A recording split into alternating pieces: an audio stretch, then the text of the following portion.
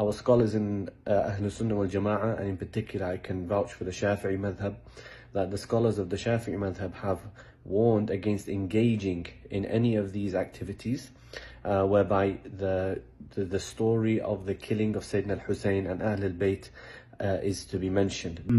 Interesting. So don't mention the story of the martyrdom of Imam al-Hussain alayhi salam. I wonder why. Because this will invoke bad emotions to come about against Sahaba. Whoop, there it is. There you go. So you've just admitted that the Sahaba, unalive, the grandson of the Prophet sallallahu alaihi wasallam. Wow, there goes your entire concept of Adalat Sahaba, and there goes your concept that all the Sahaba were pious and good and they were all promised heaven. Some Sahabas were murderers, as you've just admitted. As if it's a gathering which is involved in stirring emotions and speaking about the killing, which really is not going to bring any benefit to people. So remembering the killing has no benefit? Okay.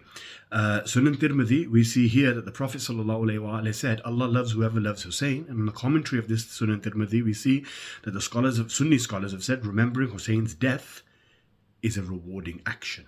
Okay. Musnad Ahmad ibn Hanbal, volume 6, page 296, Salima radiyallahu anha said that the Prophet ﷺ said that Jibreel came to him one day and told him that Hussein was going to be killed and gave him some soil and he wept.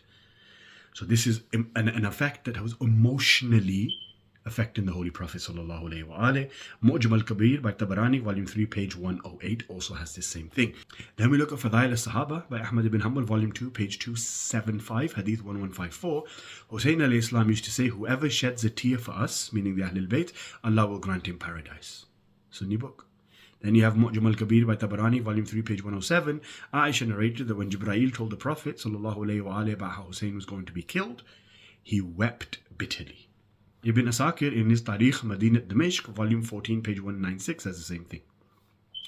Also, in Bidayah wa Nihaya, volume 6, page 258, and in Mustadrak al-Sahihain, volume 3, page 194.